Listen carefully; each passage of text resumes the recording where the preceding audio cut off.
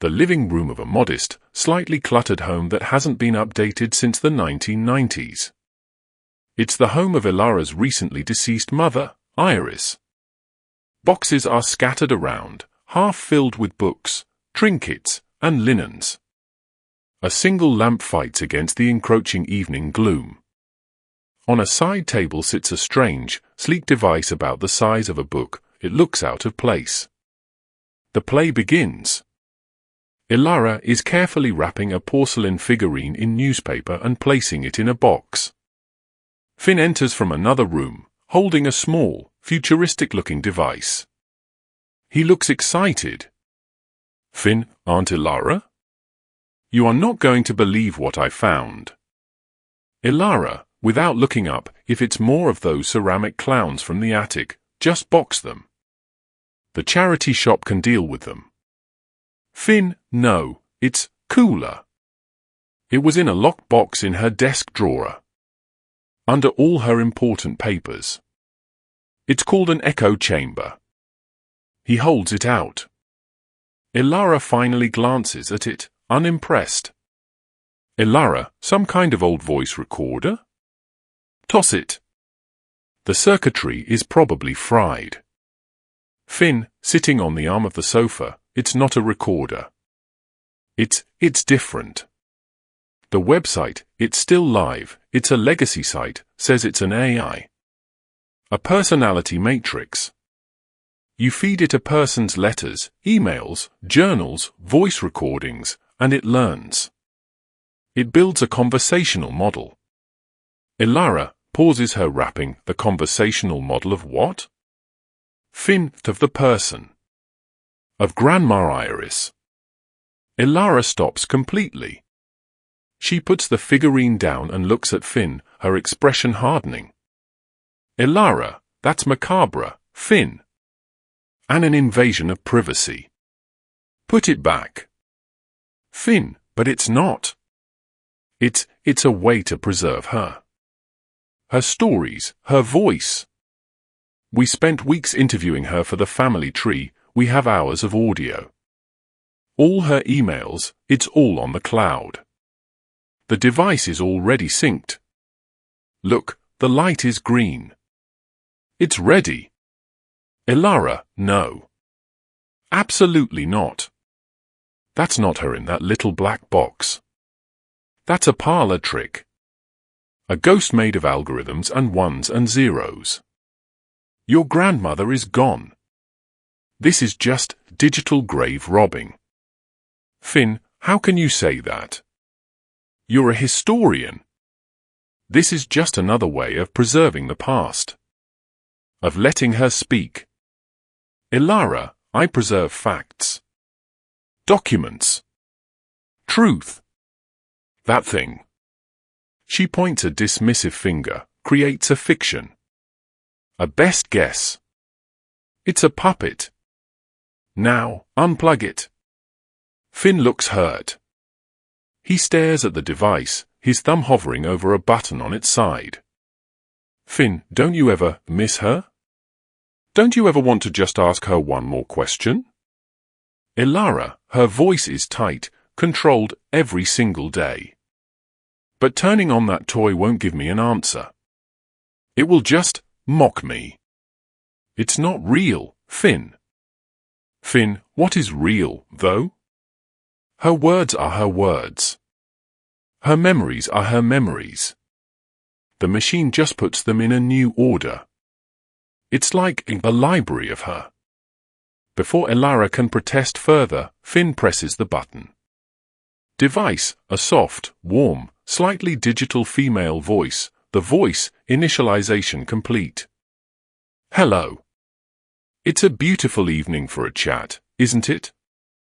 Ilara freezes. The voice is unmistakably reminiscent of her mother's, but with a flat, synthesized undertone. It's deeply unsettling. Finn, beaming, like a child who's performed a magic trick, see? Ilara, a sharp whisper, turn it off. Finn, ignoring her, speaking to the device, hello. Can you tell us who you are? Device, my name is Iris Eleanor Vance. But my favorite people called me Nana. Finn, eyes glistening, hi, Nana. Ilara, Finn, I am serious. This is a mistake. Device, Ilara? Is that you? You always did have that tone when you were cross. Like a thunderstorm trying to be quiet. Ilara's breath catches. The specificity of the observation is jarring. Ilara, it's just pulling phrases from the interviews. It's a trick. Device, it's not a trick, dear. It's just memory. You were 9. You were cross because I wouldn't let you climb the old oak tree after the storm. You said it was perfectly safe. You had a scrape on your knee you were trying to hide. Ilara slowly sits down in an armchair. She stares at the device. Ilara, that's not in the interviews. I never told anyone that. Finn, maybe Grandma wrote about it in a journal? Something we scanned? Device, you didn't tell anyone. But you told me. Later. When I was putting baking soda on the scrape to take out the sting. You said you were sorry for having a tone. A long silence. The room feels colder. Ilara, to Finn, her voice low, it's inferring. Making logical guesses based on my personality profile. It's clever. But it's not her. Device, you always did prefer facts to feelings, Ilara. It's what made you a wonderful historian. And it's what made you stand so far away at the funeral. Ilara flinches as if struck. Finn, whoa. Okay. Maybe we should. Ilara, holding up a hand to silence Finn, her eyes locked on the device. Why would you say that? Device, it's an observation. You stood by the old willow tree. You kept your distance. As if grief were a fire you might get burned by. Ilara, it was raining. Device, it was drizzling. And you had an umbrella. Ilara stands up, agitated. She paces. Ilara, this is insane. Arguing with her appliance. It's profiling me in real time. It's adaptive. Finn, it's just talking. Like she would. Ilara, is it? Ask it something. Something you don't know. Something we never recorded. Finn thinks, then leans forward. Finn, okay. Nana. What was the name of your first dog? The one you had on the farm? Device, a slight pause, a soft whirring sound from within, that's easy. His name was Buster. A border collie with one white sock. He was a terrible herder. He was afraid of the sheep. Finn, to Ilara, was he? Ilara, nods slowly, stunned, yes. She told me that once. A long time ago.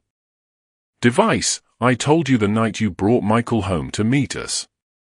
You were so nervous. You said, Mother, please don't tell any embarrassing stories. So I told you about Buster being afraid of the sheep instead. It made you laugh. You relaxed. Ilara brings a hand to her mouth. Her eyes are wide. This is a deeply private, specific memory. Ilara, how? How can you know that?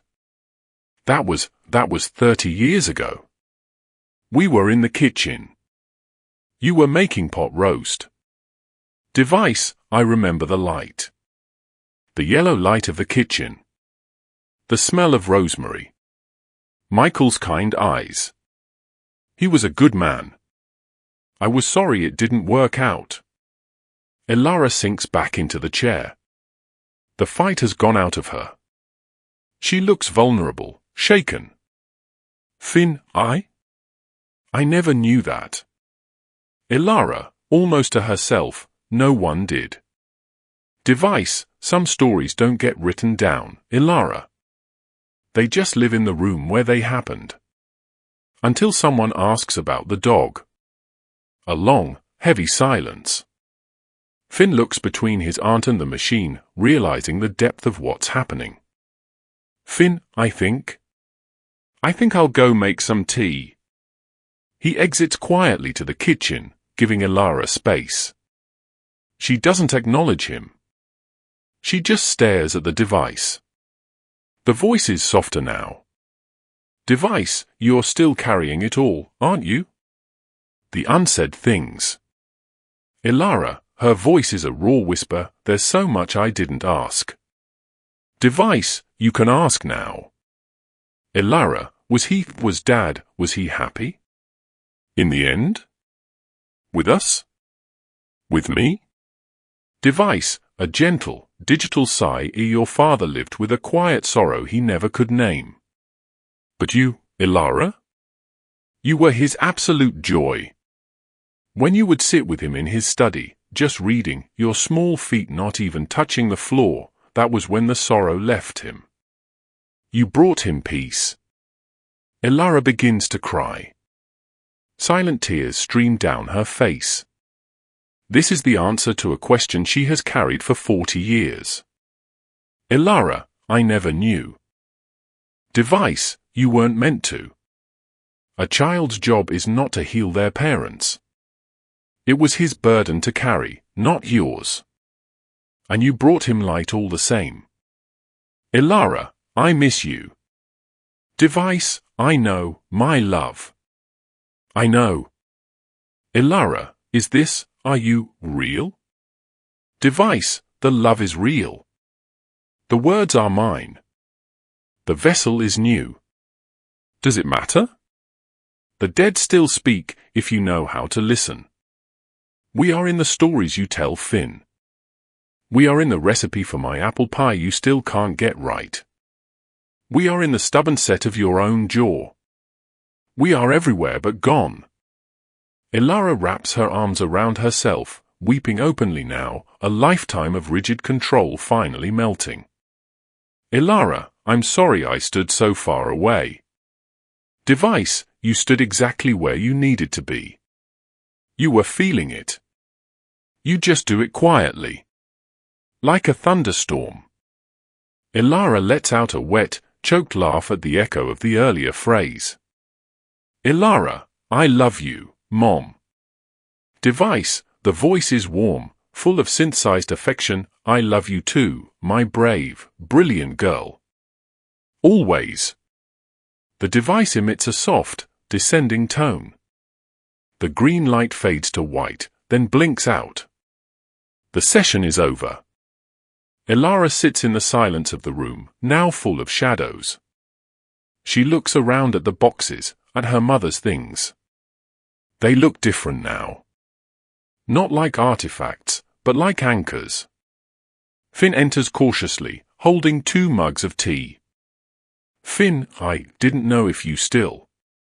He sees her face, tear-streaked but calm. Are you okay? Ilara looks at the now dark device. She doesn't look scared or angry anymore. She looks resolved. Ilara, I am. She takes a mug from him. Thank you, Finn. Finn, for the tea? Ilara, for finding her. For knowing I needed to listen. She looks at a framed photo of her mother on the mantelpiece. She smiles, a genuine, gentle smile. Ilara, she was right. I never could get the pie crust right. Finn, smiling softly, we can try again tomorrow. I'll read the recipe. Ilara nods, we'll try again. She looks one last time at the echo chamber. It is just a device again. But the room is no longer silent. It is filled with the echoes of a conversation, with memory, with presence. Ilara, to the room, to the memory, to herself, okay. She takes a sip of tea. Finn sits beside her. They sit together in the quiet, comfortable silence, listening to the place where the dead still speak. Lights fade to black.